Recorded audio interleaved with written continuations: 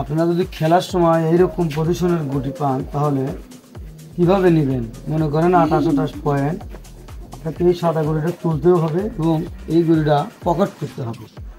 দেখুন কীভাবে আমি এই গুলিটা এইখান থেকে তুলি এবং এই গুলিটা পকেট করি।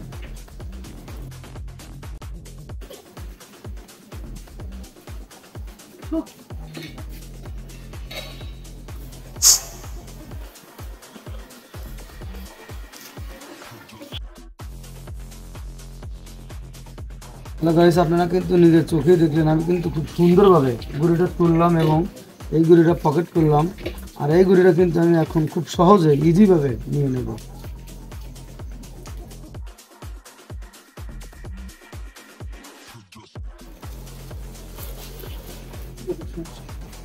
এরকম হাজার হাজার মাইল শিখতে চাইলে আমার চ্যানেলের সাথেই থাকুন। ভালো থাকুন, সুস্থ থাকুন।